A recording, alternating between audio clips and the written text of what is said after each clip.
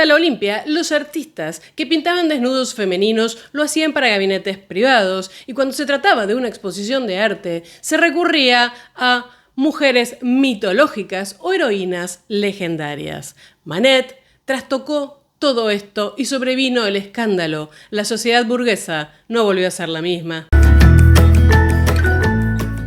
Les doy la bienvenida un nuevo viernes, hoy con un entusiasmo, porque es verdad que venimos coqueteando desde el inicio del canal prácticamente con hablar de la Olimpia de Manet, pero poco a poco teníamos que, antes de eso, desarrollar otras tantas cosas y por sobre todo el escandalete que había sido el almuerzo sobre la hierba de Manet, entrada que es fundamental para entender lo que vamos a hablar hoy. Y como la Olimpia es esa imagen, es casi como la Gioconda, ¿no? Todo el mundo la conoce, todo el mundo la identifica, se vende en cajas de bombones. Teníamos que tomar el desafío de tratar de aportar algo. Ya saben cómo somos en este canal de exigentes. Así que hoy, al menos yo en particular, y espero que ustedes también, nos vamos a dar un gustazo, porque esta obra tiene una cantidad de disparadores. Y sí, claro, vamos a hablar del cuadro, de esa superficie pictórica, pero después de eso vamos a empezar a escarbar y vamos a llegar, miren, hasta lo más recóndito del poder, hasta las bases mismas de la configuración de la mirada burguesa del siglo XIX. Nos vamos a meter con manuales de prostitución, buscando claves, vamos a tratar de entender el objetivo, la mente de Manet, y vamos a tratar de comprender, además de todo eso, con mucha fuente, con mucha crítica del momento, con muchas imágenes, qué es lo que provocó, qué es lo que revolucionó este cuadro llamado Olimpia. Así que creo que hoy les voy a aportar, dentro de lo posible, en cuanto a los disparadores del cuadro en concreto. Tendríamos toda otra entrada posible de qué pasó después de la Olimpia, pero bueno, ya no daba porque todo el material que tengo para compartir hoy es enorme. Entonces me dejo de dar vueltas. Voy a empezar con una cita, porque dijimos mucha fuente, muchas investigaciones, mucha teoría. Entonces, dijo Charles Baudelaire, el desnudo, esa cosa tan querida de los artistas, ese elemento necesario del éxito, es tan frecuente y tan necesario como la vida antigua, en el lecho, en el baño, en el anfiteatro. Los medios y los motivos de la pintura son igualmente abundantes y variados, pero hay un elemento moderno y es la belleza moderna. Belleza moderna. Se lo subrayo. Primera clave. Otra cita. Dijo Amédée Cantelouve en Le Grand Journal. Esta Olimpia es una especie de gorila hembra. Un grotesco caucho de la India perfilado de negro, monos sobre una cama, en estado de desnudez, la actitud horizontal de la Venus de Tiziano. El brazo derecho se apoya sobre el cuerpo de la misma manera, excepto la mano, que está flexionada en una especie de contracción descarada. Nos vamos a meter con un tópico muy caro a la historia del arte, que es el desnudo, algo que constituye prácticamente un género y que recorre toda la historia del arte, no sin escándalos, desde la Venus de Nido. De los artistas se esperaban desnudos, artísticos, no vamos a llamarlo así, como dirían los británicos, nude, no naked. Pero algo empezó a pasar en el siglo XIX a partir de Manet, que generó reacciones como esta que leímos, y créanme que esto recién empieza. Por eso, la entrada de hoy va a ir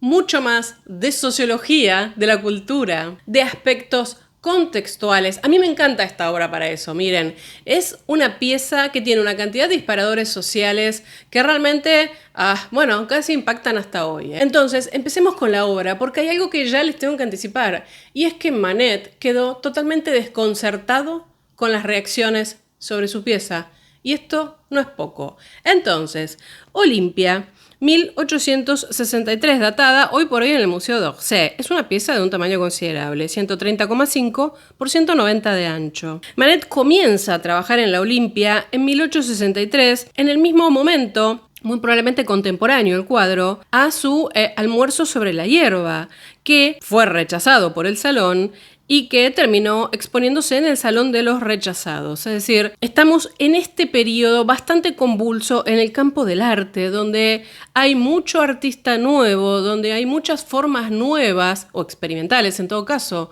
de encarar las obras, como los impresionistas, por ejemplo, que no tienen lugar en el salón oficial. Manet termina titulando este cuadro que presenta en el Salón de 1865 en París, es decir, en el salón oficial, como Olimpia. Se cree que muy probablemente el cuadro fue bautizado por Zacarías Astruc, ese amigo de todos, Zacarías Astruc, con la primera estrofa de La Fille de Cisles, un poema dedicado a Edouard Manet, una parte de la cual se imprimió en el libreto del salón. Voy a leerles la primera estrofa. Cuando Olimpia, cansada de pensar, se despierta, la primavera entra del brazo de la gentil mensajera negra.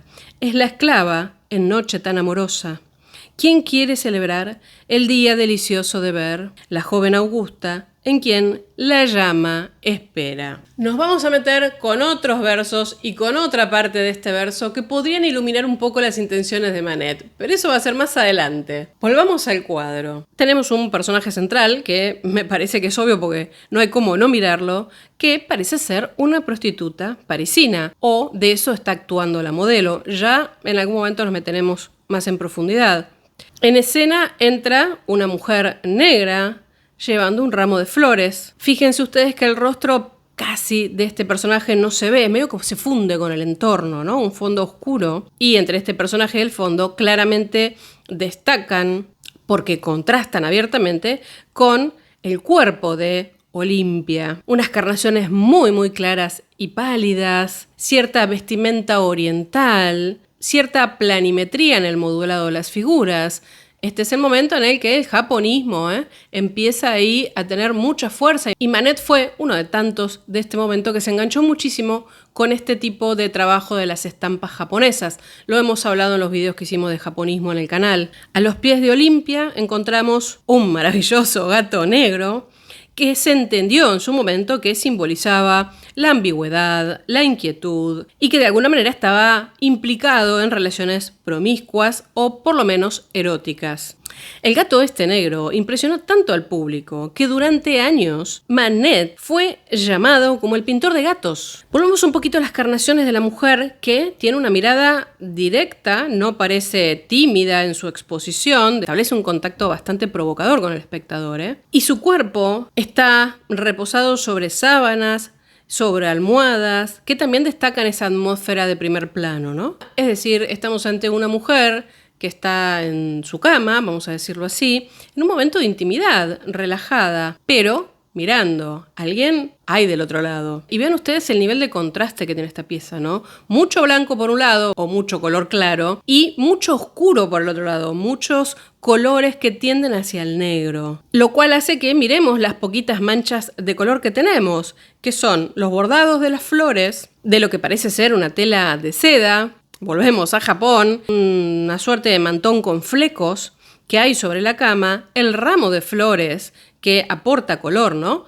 En las manos de esta sirvienta, de esta empleada doméstica, que de alguna manera repite el patrón de las flores bordadas en la tela. Algunas cosas por observar. Parece estar Olimpia casi desvestida por completo. Tiene un zapato puesto. Esto ya saben, ¿no? En las alegorías típicas, creo que desde el rococó donde abundaron, es usado como un símbolo de la inocencia perdida. El tema del zapatito o en el aire o caído a un costado. Y tenemos otros objetos que hacen a esta mujer, a la actitud de esta mujer. Un brazalete que se entiende que pertenecía a la madre de Manet, el ramo de flores que nos estaría remitiendo a un regalo de un cliente, algo bastante común en las prostitutas, en las meretrices de clase alta. La supuesta orquídea que tiene en la cabeza, hoy nos vamos a meter con manuales de botánica, para que vean hasta dónde vamos a llegar. Decíamos orquídea porque se entendía que entre los caballeros eso referenciaba al sexo, porque se entendía que la orquídea tenía poderes afrodisíacos, etcétera, etcétera. Y el je ne veux plus, es decir, ese cordoncito que tiene atado al cuello Olimpia, significaba que la portadora no tenía en ese momento ni deseaba tener relaciones sexuales. Por eso es yo no tengo más sexo, sería. De hecho, este Je ne veux plus, que se puso tan de moda en el siglo XIX, en realidad tiene su antecedente, pero como un adorno, un ferronière. ¿Se acuerdan del cuadro de Leonardo, por ejemplo? Que era una cadena o diadema que en la época del Renacimiento se lo ponía en la cabeza y se sujetaba de ahí una joya colgante. Bueno, es una moda que se retoma en el siglo XIX con otras connotaciones, como ya verán, pero que se cuelga en el cuello y en general era una cinta de raso negra que incluso podía llegar a tener diamantes o algún tipo de obsequio, quizás de algún cliente, lo cual en muchos casos también se termina interpretando como que estas meretrices quizás estaban con un solo cliente y no aceptaban, digamos, estar con otros. Ahora vamos a lo obvio. Nuestro crítico de arte mencionó a Tiziano y yo creo que esta obra no se entiende si no vemos esta Venus de Tiziano. La inspiración es muy explícita por parte de Manet en esta Venus de Urbino. Por supuesto se reemplazan las doncellas del Cinquecento por, en este caso, una sirvienta negra muy del siglo XIX. El perro es reemplazado por el gato y la construcción del espacio y la postura es exactamente igual, ¿no? Un recuadro hacia el fondo donde quedan los sirvientes, una cortina que desvela lo que estamos viendo, el espacio del reposo de la modelo desnuda, cierta actitud, vamos a decirlo así, descarada, segura de mirar hacia el frente. La postura de las manos es muy similar, pero el contraste entre el perro y el gato es clave, me parece, ¿no? Motivo por el cual, si bien ya se había planteado con esta Venus de Tiziano, en la Olimpia estaría bastante claro que el gesto de la mano que cubre, digamos, los genitales no es pudor o castidad, sino que de alguna manera es una declaración hacia el observador en papel de cliente de si ha pagado o no por verla. Ustedes se preguntarán cómo es que si habían rechazado el almuerzo sobre la hierba, porque tenía dos desnudos de mujeres, digamos, del mismo ambiente parisino del momento. Y aún así, en el Salón de los Rechazados, la pieza fue un escándalo. ¿Cómo pasó la Olimpia al Salón Oficial? Ya de este momento, el caso del Salón de los Rechazados es un buen ejemplo. 2 años antes, en 1863, la cantidad de obras que se presentaban al Salón era enorme. El jurado, para hacer la preselección, no daba abasto. Y Manet presenta esta pieza llamada Olimpia, con otra pieza que vamos a ver más adelante que es de contenido religioso. Manet, todos los salones sistemáticamente presentaba obras, se las rechazaran o no. Él nunca dejó de mandar obras al salón, por eso él mucho no quería juntarse con los impresionistas. Entonces, tantas obras, dijeron, ¿qué presentó el señor Manet? Un tema religioso y un tema mitológico, se llama Olimpia, ¿qué pasa? Después la vemos. Y pasó. Claro, cuando se está preparando el salón y se colocan las piezas, dijeron, esto va a ser un problema. Y fue un problema. Quiero decir, la Olimpia, solo por el título, se les coló. Yo creo que ni Manet podía creer que esa pieza iba a entrar al salón. Quizás por eso tenía tantas expectativas de que le iba a ir bien. Cuando Manet vio que fue aceptada y que se iba a exhibir, pensó realmente que era, de alguna manera, la reivindicación de lo que le había pasado con el desayuno sobre la hierba. El desayuno no, el almuerzo de Jenner. Ahora, cuando se abre el salón y entran los críticos y entra el jurado y miran eso, casi les da un patatús. A la vez que casi le da un patatús a Manet porque él creía que les había parecido fantástica la pieza, por eso la iban a exhibir. ¿Se imaginan? La destrozaron. A ver, lo más leve, que era una pieza absolutamente impúdica. En términos formales, la falta de técnica del pintor, no hay modelado del cuerpo, es un cuerpo medio planimétrico, las proporciones no serían las adecuadas o las esperadas para alguien con una mirada académica. De hecho, por ejemplo, un crítico academicista, ni más ni menos, ¿no? Chesneau, dijo lo siguiente: debo decir que el aspecto grotesco de esta obra se debe a 2 razones. Por una parte, a una ignorancia casi infantil de la técnica del dibujo, y por otra, al hecho de que elogia una vulgaridad inconcebible. No solamente criticaron el cuerpo, también criticaron el gato ese negro ahí todo erizado. La idea de la mujer negra llevando un ramo de flores. Momento en el que ya nos vamos a meter más adelante, se empieza a cuestionar la raza negra como raza, sí, concepto de raza, siglo XIX, por eso lo digo así. la raza negra como promiscua, como libidinosa. Y el propio Museo d'Orsay dice hoy, ¿no? Esta Olimpia realmente en la que Manet reinventa el tema tradicional del desnudo femenino a través de una pintura franca y sin compromiso. Por supuesto, el tema provocó tremendo escándalo en el Salón de 1865, donde lo habitual que se esperaba, una Venus, termina convertida en una prostituta que mira con desafío al espectador. Y fueron tantas las reacciones violentas porque este no era para nada un desnudo idealizado, que, como ya vieron en las citas que hice tanto al inicio como ahora, le dijeron de todo, odalisca de vientre amarillo. Pero bueno, también hubo algunos defensores, por ejemplo, el gran amigo de todos también, estos locos, Émile Zola, ¿no? Que escribió en La Revue: para usted, un cuadro es un pretexto para analizar. Le hacía falta una mujer desnuda y ha elegido a Olimpia, la primera que llegó. Le hacían falta manchas claras y luminosas y ha pintado un ramo de flores. Le hacían falta manchas negras y ha colocado en una esquina a una mujer negra y un gato. ¿Qué quiere decir todo esto? Usted no lo sabe ni yo tampoco, pero lo que yo sí sé es que ha conseguido hacer una obra de arte, una gran obra de arte, traduciendo enérgicamente y en un lenguaje particular las verdades de la luz y de la sombra, la realidad de los objetos y de las criaturas. A partir de esto tenemos que empezar a plantear una serie de problemas y de disparadores. El primero es el desconcierto de Manet, ya lo dije. Lo otro es el desconcierto de Manet respecto de la reacción de Baudelaire. Voy a citar dos cositas. Algo que le escribe Manet a Baudelaire y algo que le responde Baudelaire tratando de zafar. Manet le escribe a Baudelaire cuando se inaugura la exposición: los abusos llueven sobre mí como granizo. Nunca antes había estado en tal situación. Me hubiera gustado tener su buena opinión sobre mi trabajo, porque todo este clamor es inquietante y claramente alguien está equivocado. Manet le dice: che, no hiciste una buena crítica, ¿te pareció mal la Olimpia? ¿Por qué? Y Baudelaire le escribe una carta a Manet en la que, por supuesto, le ofrece su apoyo, pero vienen ustedes cada una de las palabras, ¿eh? Debo hablar de usted, debo mostraros la valía de sus obras. Se ríen de usted, pero ¿cree que es usted el primer hombre que está en esta situación? ¿Tiene usted más genio que Chateaubriand o Wagner? También se rieron de ellos cuando todos vivían. Estos hombres eran también modelos, cada uno a su estilo. Usted también es el primero de vuestro arte. Espero que entienda mi carta. Ya conoce mi amistad hacia usted. Me lavé las manos, se llama la historia.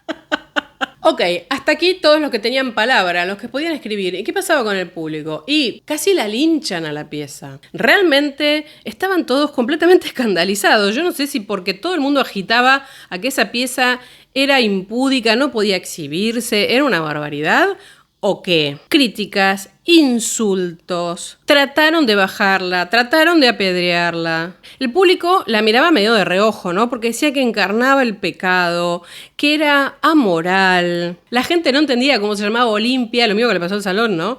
Pensando en la idea de la montaña de los dioses y de repente se encontraba con esto. Era una zorra desnuda y provocativa. Incluso las autoridades tuvieron que subirla, o sea, tuvieron que elevarla, cambiarla de lugar para ponerla a una altura que fuera relativamente visible, pero que quien no la quería mirar no tuviera que cruzársela o pudiera dañarla. Pasan otras cosas también.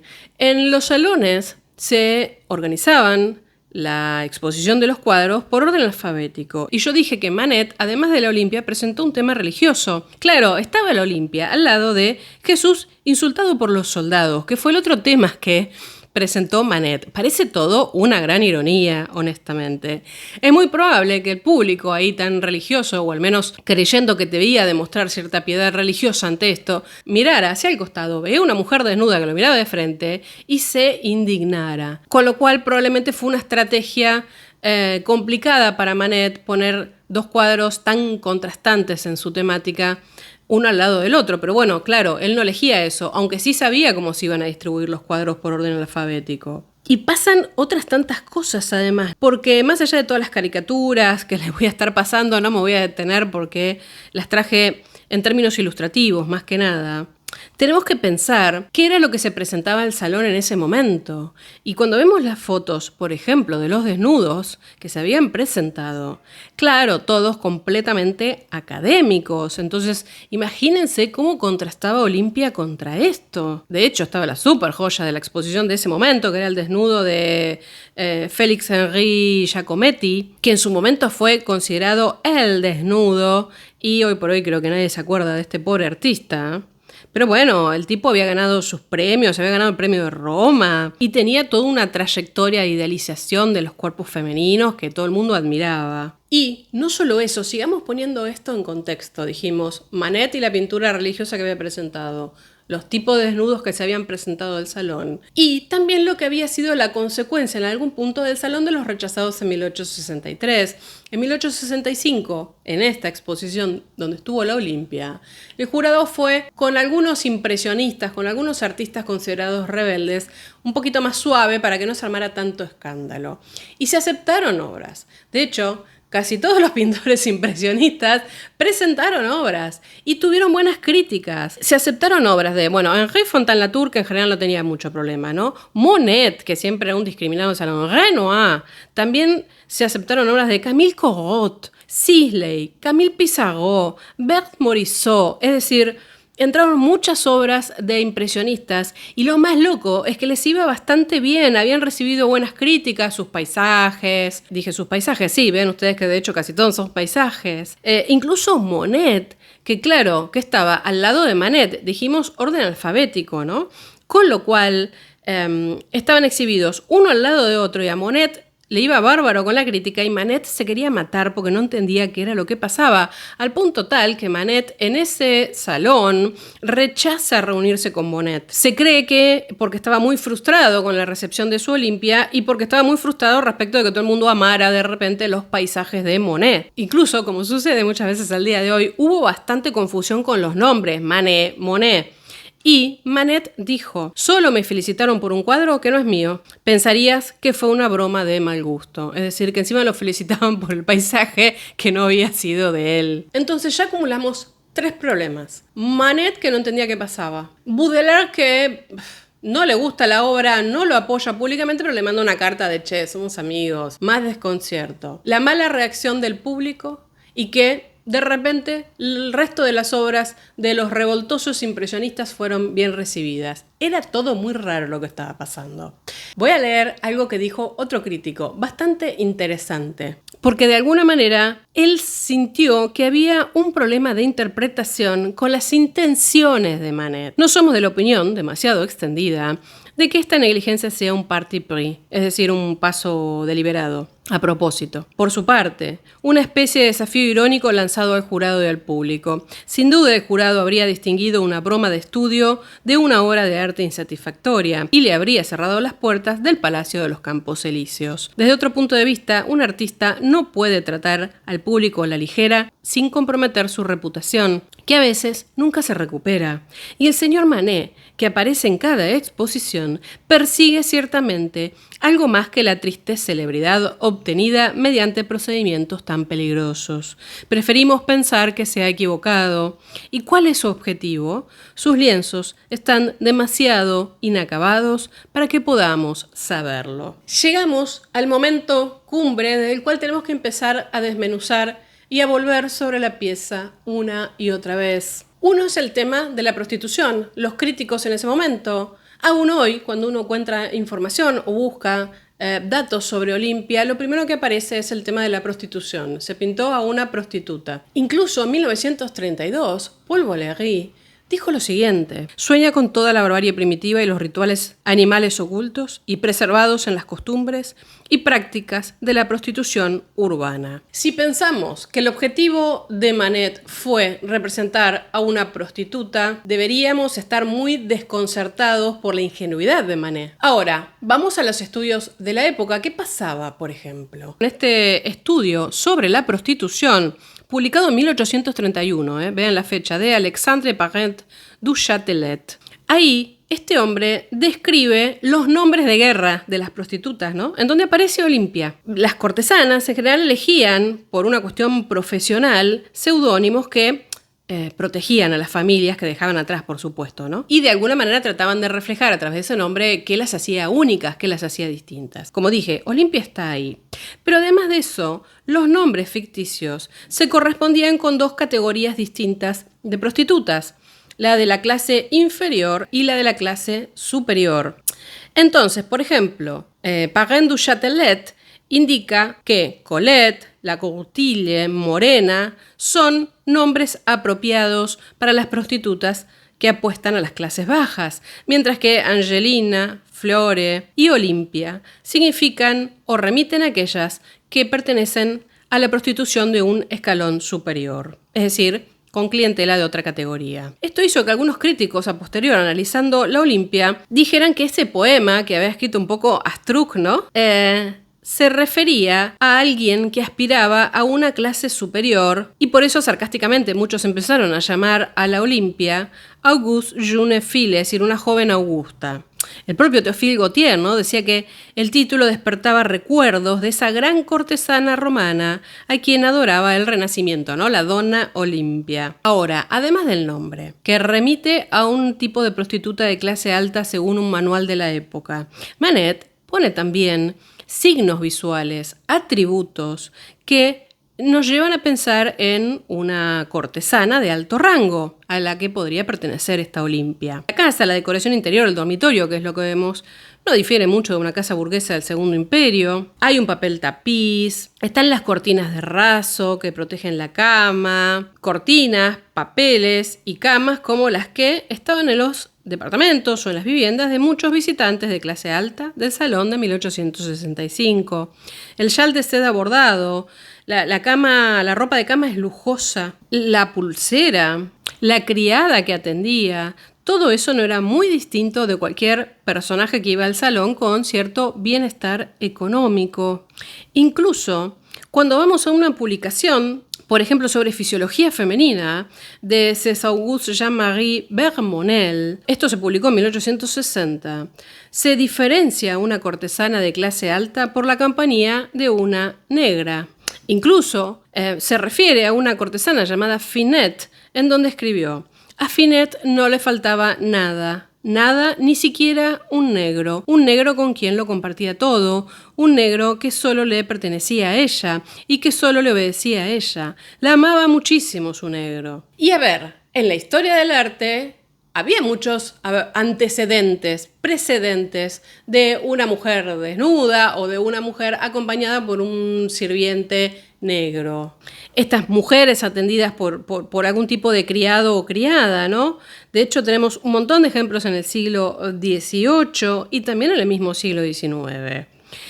Ya en el siglo XIX empieza a ser más bien una odalisca, ¿no? Y después será una cortesana. Pero bueno, siempre se ponía a alguien de color negro por esta idea del erotismo desenfrenado. De hecho, Flaubert publicó en su diccionario declarando que la negra era más amorosa que las mujeres blancas. Y esto despertó todo un estereotipo en los inicios de las fotografías eróticas, por ejemplo, como las hechas en 1853, que de hecho se entiende que Manet tomó mucho de esta fuente para pintar su Olimpia, ¿no? En donde aparecen ya sea mujeres blancas o mujeres negras o mujeres blancas acompañadas de mujeres negras también desnudas, en plan erotismo. El otro punto del que tenemos que hablar es ese gato negro. Claro, inicialmente el público asoció el gato negro con las flores del mal, ¿no? Que por supuesto remitía o era juzgado por la obscenidad. En la década del 60 el gato negro estaba vinculado en la imaginación popular con una sexualidad promiscua y potencialmente peligrosa. Esto también es clave. Y por supuesto, remitía a la prostitución en la medida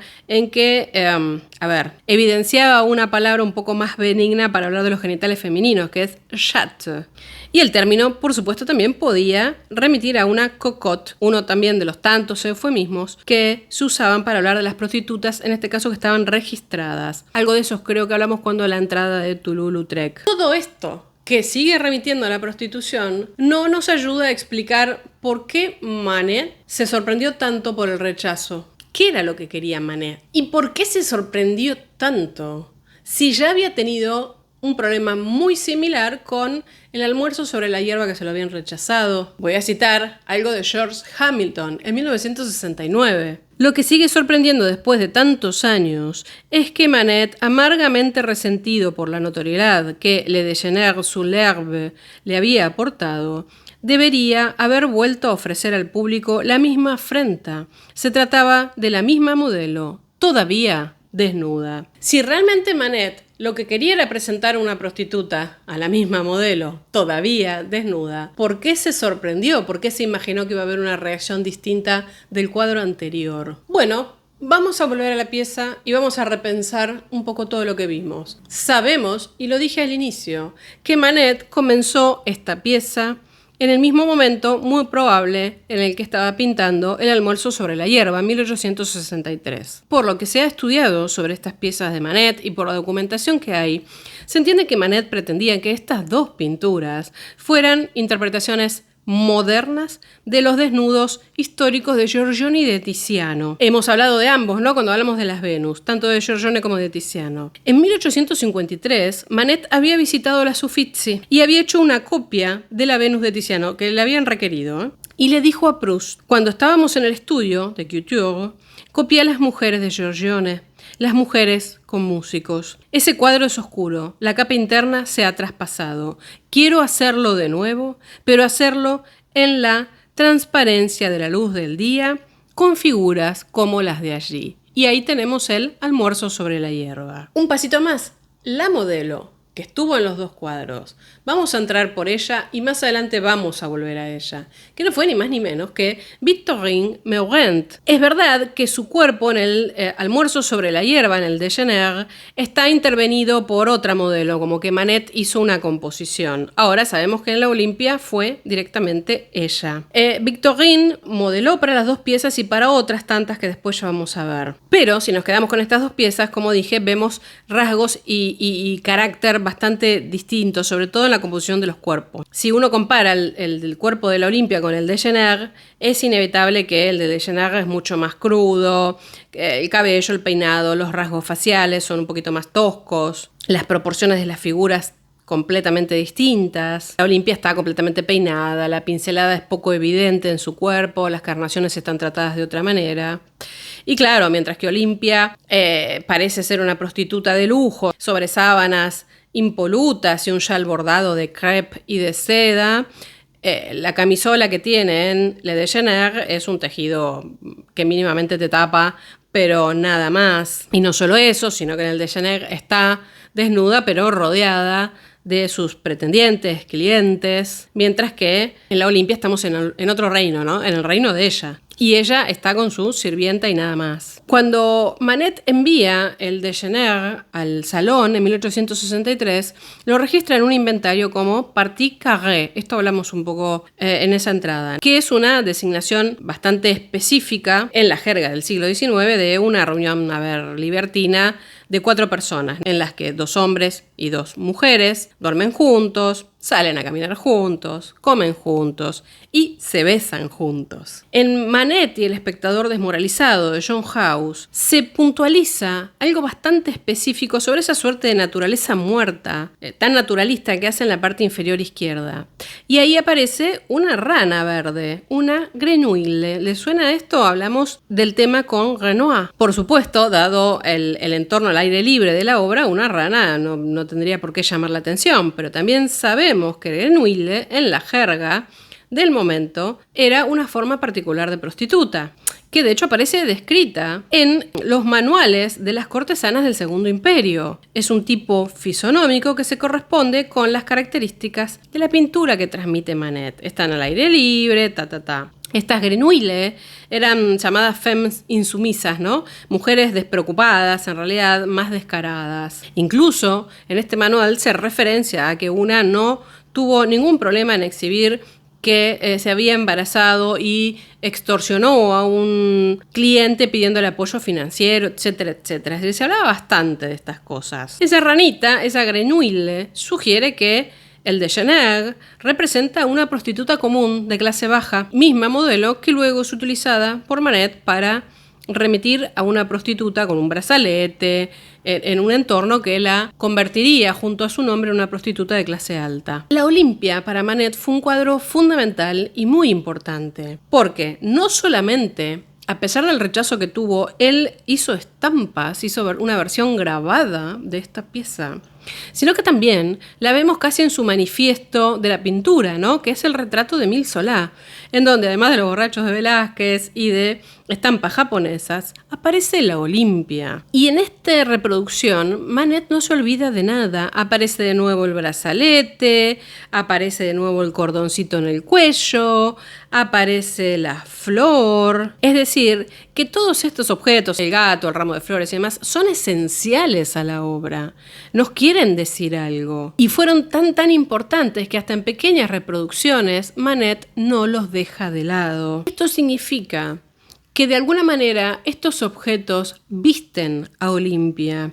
Es decir, no son mera composición y nada más, sino que podrían remitir a un cliente de alta categoría, a la cierta fidelidad de Olimpia a un solo cliente amante que le regaló el brazalete, que le regaló un pequeño relicario donde quizás estaba su foto, un mechón de pelo o algo que le hiciera recordarlo. Es decir, hay alguien que posee a esta mujer que además está recibiendo en ese momento afecto en formato de ramo de flores, de atenciones. Esto nos lleva al atributo, por ejemplo, de la flor en el cabello, del tocado que tiene. Como dije, habitualmente se la identificó con una orquídea, pero cuando uno empieza a ver manuales de botánica, se cree en realidad que remite a una camelia de una sola flor. Era muy popular en el siglo XIX, antes de la forma híbrida que se conoce hoy por hoy, que es de doble flor. De hecho, les estoy poniendo una ilustración de un manual de la época. Por lo que pueden ver, se asemeja bastante al tocado en tamaño y forma de lo que tiene Olimpia, además de este color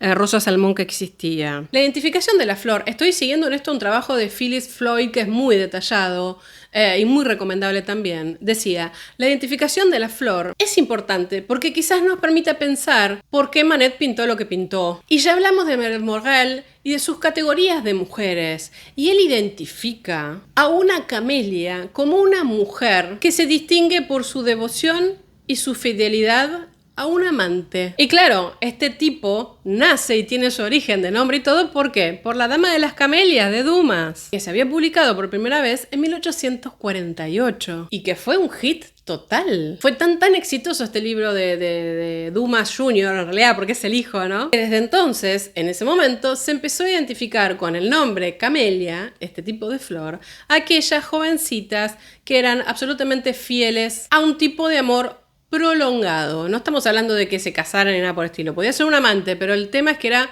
fiel a un solo cliente, a un solo amor. Si a eso le sumamos ese cordoncito de Je ne vais plus, bueno, esta mujer evidentemente estaba siendo fiel a alguien y se estaba vistiendo en su desnudez con los recuerdos de alguien. Entonces, tenemos un tema, ¿no? Porque tenemos esa pulsera con el relicario, tenemos el Je ne vais plus, tenemos la flor, tenemos el nombre, con lo cual decimos, bueno, y sí, nos tenemos que convencer de que Manet, por algún motivo, estaba pintando a una prostituta y en su cabeza pensó que esto iba a ser aceptado de una manera distinta. Ahora, la posición de la mano, la dirección, la franqueza de la mirada de esta muchacha, estar en el centro de la importancia. Todo esto que Clark, ¿no?, cuando lo estudia dice, y claro, ¿cómo no va a enfurecer o exaltar a los críticos? Sobre todo por la mirada era lo que más enloquecía. A punto tal, ¿no?, que Chesneau, que lo traje hace un ratito, decía, esa forma de sapo provoca hilaridad, su mano como hoja de parra, etcétera, etcétera. Hasta Huysmans detectó lo voy a citar,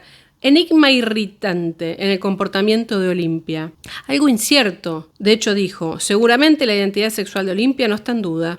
El problema es cómo pertenece a ella. Y la verdad es que si vemos un boceto preparatorio de Manet, en donde se representa a Olimpia, vean ustedes que allí tiene la rodilla derecha levantada y de esa manera bloquea, ¿no?, la mirada sobre sus genitales. Esto sugiere que del principio Manet pretendía que Olimpia exhibiera cierta moderación. Es decir, Olimpia no era un símbolo de la prostitución comercial cualquiera. Olimpia en algún punto era una camelia, una encarnación moderna de Venus, la diosa del amor pero del siglo XIX. Al fin y al cabo, la protagonista de Dumas, Marguerite, era una heroína. Y de hecho lo voy a citar. Ser amado por una joven casta, ser el primero en revelarle los extraños misterios del amor, es seguramente una gran alegría, pero es la cosa más fácil del mundo. Capturar un corazón que no ha sufrido ataque es como entrar a una ciudad abierta y sin defensas. Ser amado verdaderamente por una cortesana es una conquista mucho más difícil. En tales mujeres, los sentidos han consumido el corazón. El libertinaje ha endurecido las emociones. Las palabras que uno les dice las han oído muchas veces antes. Los medios que uno utiliza los conocen muy bien.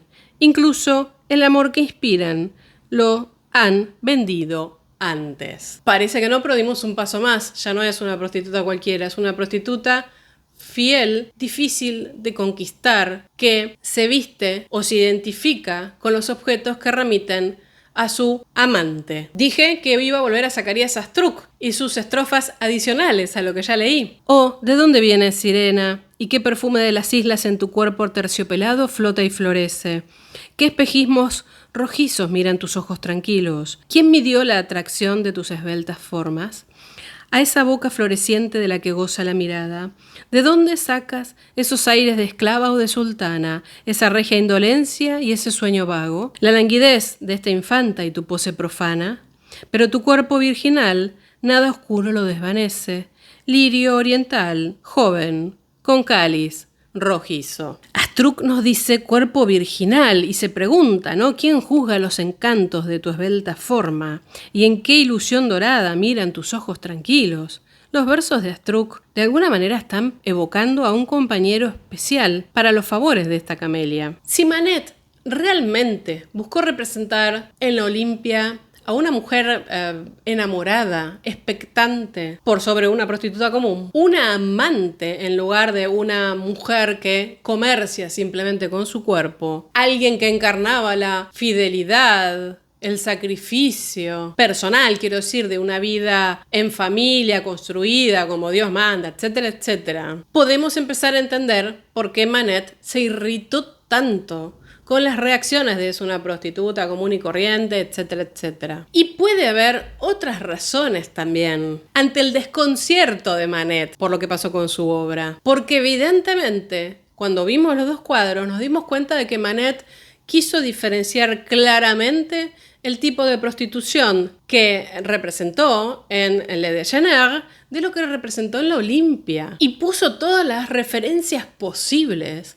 para que el público identificara que no era lo mismo. Es más, la heroína de Dumas era de complexión delgada, tísica, pálida, anémica. Y la Olimpia. Y en esta cadena de razonamiento, la moda de estar hiper delgada, hiper ahí casi muerta de pálida, además de ser menudita y chiquitita, ¿por dónde vino? Fue promovida por la amante de Napoleón III, Marguerite Belanger, que era una muchachita de tamaño promedio, delgada, muy delgada, casi flaca, dicen las fuentes, ¿no? Significativamente, entre el manual de las cortesanas del Segundo Imperio, Marguerite Belanger estaba identificada como una camelia.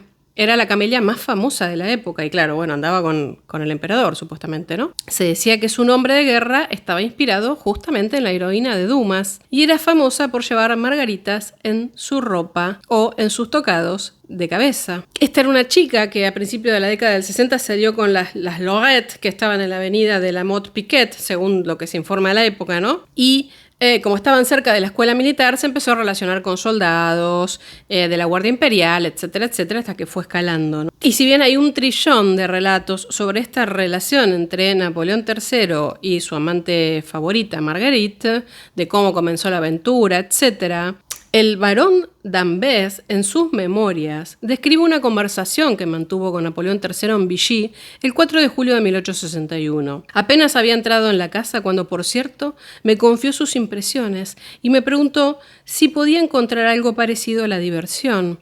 La pregunta me pareció inquietante.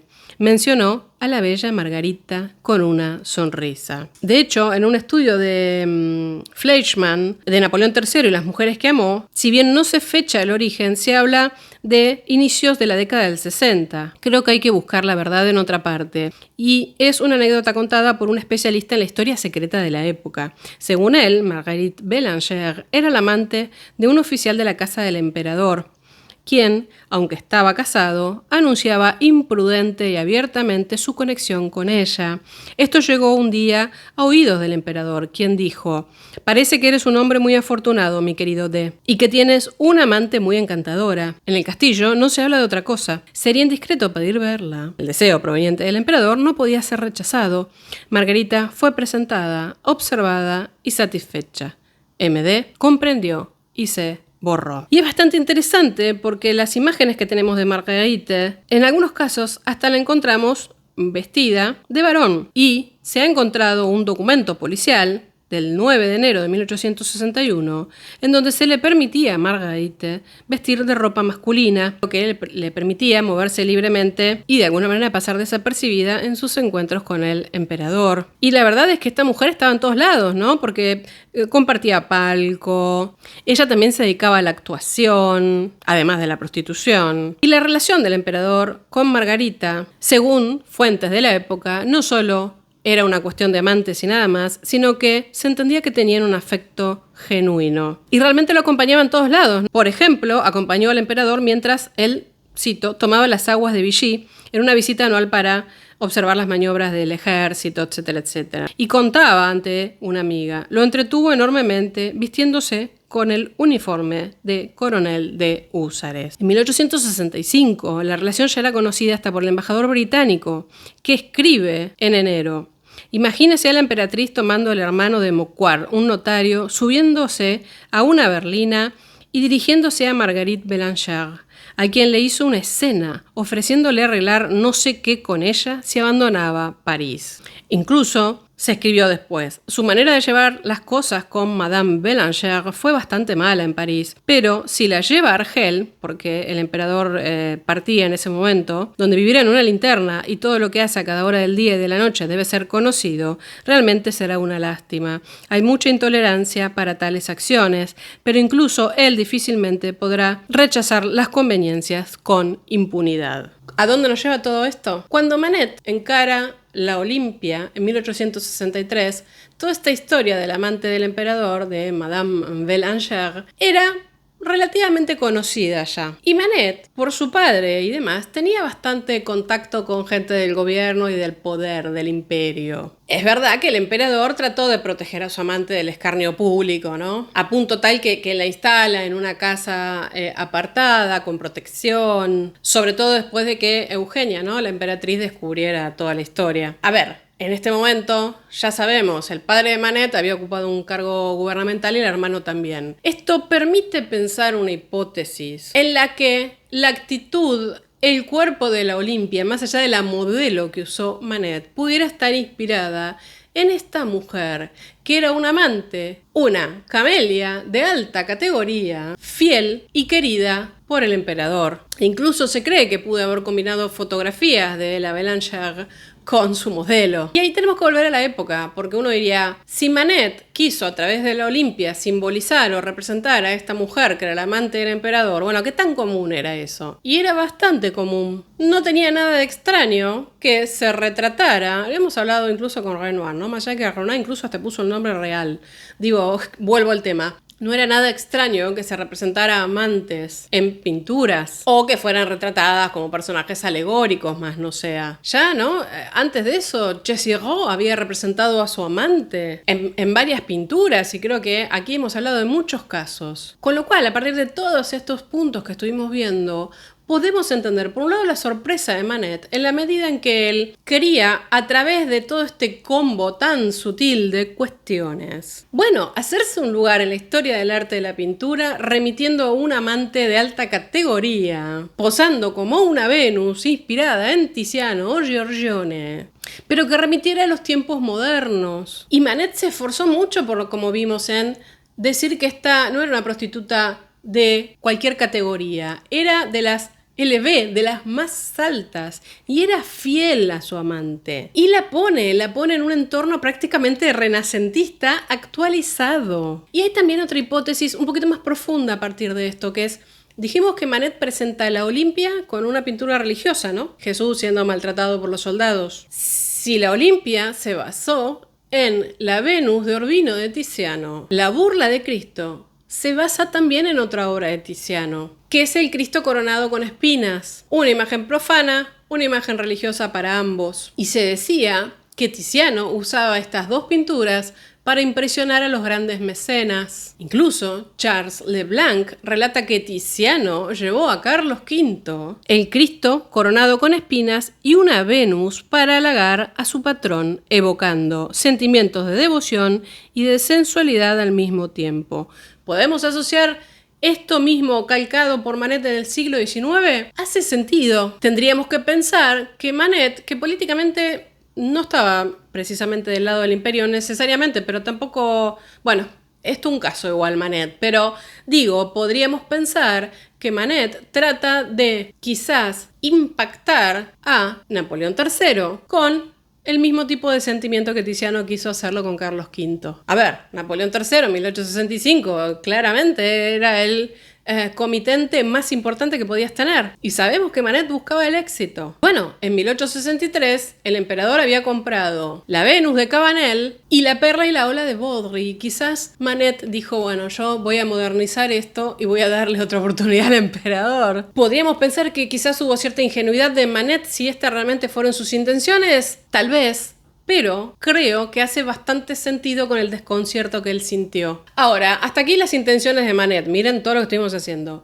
¿Qué pasó con el público? ¿Qué despertó la Olimpia que tuvieron que reaccionar de manera tan furibunda? La verdad, al día de hoy, los críticos y los historiadores de todas las corrientes feministas, no feministas y demás todavía están un poquito desconcertados. Porque estamos en una sociedad parisina donde había manuales de prostitución para saber cómo manejarse y cómo identificarlas. Es decir, había toda una incipiente sociología, casos de estudio. Porque las prostitutas estaban legalizadas, muchas estaban registradas, incluso tenían revisiones médicas, etc. Pero una cosa es lo que se dice y otra cosa es lo que se hace. Sobre todo para el gran público, los que no son poderosos, ¿no? Todavía era una sociedad burguesa con, bueno, al día de hoy también pasa, ¿no? Con una serie de nociones preconcebidas a las que había que atenerse. Y el Estado, el salón oficial, bueno, no podía estar fomentando determinadas cosas. Una cosa era ver un desnudo lejano, mitológico, de una diosa, de alguien que no es de esta tierra, que eso estaba muy bien, a pesar de que fueran modelos de carne y hueso los que estaban detrás de eso. Y otra cosa era ver una chica que aparte era hiper conocida para un hombre de familia, acompañado de sus hijos, de su esposa, incluso de su amante, en el salón. Era un desafío prácticamente impertinente ver pintado delante de sus ojos el tipo de mujer que ellos consumían. Entonces, por un lado tenemos, ¿no?, la desacralización de la imagen de la diosa desnuda por una mujer común y corriente. Por otro lado, la mirada, esa mirada descarada, ¿no? En donde encontramos a una mujer que parece estar orgullosa de su situación, diciendo claramente, yo sé quién soy, ¿vos quién sos? ¿Un careta? En ese sentido, Bromberg creo que lo resume bastante bien y lo voy a citar. Lo que puede haber ofendido al espectador de 1865, mucho más que el desprecio de la pintura por las técnicas establecidas de modelado y medios tonos, es la mirada descarada que desafía al observador masculino. Puedes comprar mis favores, parece decir, si decido concederlos, pero solo yo soy la dueña mía. Se puede complementar esto con lo que dijo Vermorel. Con ella ocurre lo mismo que con ciertos objetos de la sala de exposiciones del Hotel du Rot. Uno los ve de lejos y se siente atraído por ellos, pero ojo, hay un cartel, no tocar. Y entre los motivos, como dije, tenemos que volver a la modelo. Una modelo que era conocida. De hecho, centrémonos un poquito en esta mujer de carne y hueso que está detrás de esto. Victorine, además de ser modelo, también fue pintora. Es una chica que nació obviamente en las clases bajas francesas. Era hija de un artesano y una modista. No había demasiado dinero, se imaginan, en su casa para vivir. Y bueno, se tuvo que salir a ganar la vida. Desde los 16 años trabajó como modelo, también cantaba en la calle, en los cafés y también, por supuesto, se dedicó a la prostitución para hacerse unos pesos. A partir de 1850, ella empieza a ser modelo de Thomas Couture, en donde se forma Manet, y ahí conoce a Manet, hasta 1863, en donde empieza a posar para el propio Edouard Manet. Mientras sigue también, ¿no?, ejerciendo la prostitución en burdeles de París. En 1862 ya había posado para él y realmente posó en unas cuantas obras hasta 1875. Algunas de las obras las hemos visto aquí en el canal, cuando hablamos de españoladas, por ejemplo, y Manet. Por supuesto, como verán, apareció en distintas y variadas poses. Ella, como dije, después de modelar hasta Manet, un poco se separa porque se cree que en algún punto también eran amantes. Se aleja en 1873 de él, corta, digamos, relación profesional y amorosa, eso se entiende. Y bueno, se dedica y trata de presentar obras al salón. Hoy por hoy tiene una sola obra atribuida, que está en el Museo de Colombes, que es donde ella se retiró a vivir hasta su muerte. Pero bueno, se sabe que llegó a exponer en ocasiones en el Salón de París, y se entiende que su familia, más allá de ser humilde, realmente gustaba bastante del mundo del arte. Ya es momento de empezar a tratar de sacar algunas conclusiones, a ver qué podemos contar hacia el cierre. La pintura finalmente terminó rechazada en el salón después de su exhibición, con lo cual prácticamente se imaginan que no se podía vender. Aún así, empezaron a pasar cosas bastante interesantes con la Olimpia, porque en 1868 participó en la Exposición Universal de París. Generó otro escándalo, ya se imaginarán. Y en 1884, en una exposición sobre Manet, póstuma, se la expuso y 13.000 personas fueron a ver a Olimpia. Cuando Manet muere, se ponen todos sus cuadros a la venta y la Olimpia no se puede vender. A punto tal que la viuda la conserva y fue Monet quien se encarga de tratar de hacer algo para que esta obra termine en un museo y se pueda exhibir. Ahí Monet, junto a otros artistas, lanzan una suscripción para comprarla y regalarla al Estado. Quiero leerles una partecita al menos. En nombre de un grupo de suscriptores, tengo el honor de ofrecer al Estado la Olimpia de Edouard Manet. Con el reconocimiento de la gran mayoría de los que se interesan por la pintura francesa, el papel de Edouard Manet ha sido útil y decisivo. No solamente ha jugado un gran papel individual, sino que ha sido el representante de la grande y fecunda evolución del arte francés. ¿Nos parece imposible que una obra de estas características no ocupe un lugar en nuestras colecciones nacionales, que el maestro no esté donde ya han sido admitidos sus discípulos? Nuestro deseo es ver esta obra expuesta en el Museo del Louvre entre las producciones de la escuela francesa. El Louvre rechaza esto y lo termina colocando en el Museo de Luxemburgo. Monet vuelve a insistir con un montón de firmas de artistas y termina siendo trasladada al Louvre. Hoy por hoy está en el Museo d'Orsay. La pregunta es, ¿qué pasó para que la Olimpia fuera una simple prostituta pintada de una manera escandalosa a consagrarse 43 años después, en 1908, en el Museo del Louvre y hacer la obra que es hoy? Creo que hay una respuesta relativamente sencilla. Si lo planteamos de la mirada de Bourdieu, tengo que volver a la sociología de la cultura. Para la mente y los ojos modernos, para nosotros, la violencia del público en la reacción con esta pieza es incomprensible, es asombrosa. Vemos los diálogos de Manet con Tiziano, con Giorgione, incluso con Velázquez, con Goya, con La Maja. Más que audacia o falta de respeto, vemos una búsqueda. Y es que Manet, con esta pieza, lo voy a decir en términos de Bourdieu, logró una revolución simbólica exitosa. Una revolución simbólica exitosa significa que nosotros ya pensamos en términos de Manet y nos parece raro que la gente haya reaccionado de esa manera. Por eso las revoluciones simbólicas son difíciles de comprender, porque estamos imbuidos de ellas cuando son exitosas, porque pensamos en los términos de esa revolución simbólica y por tanto hay cosas que nos parecen simplemente extrañas. Es decir, una revolución simbólica nos da una estructura a partir de lo cual percibir. Y si percibimos algo como relativamente natural, que hace sentido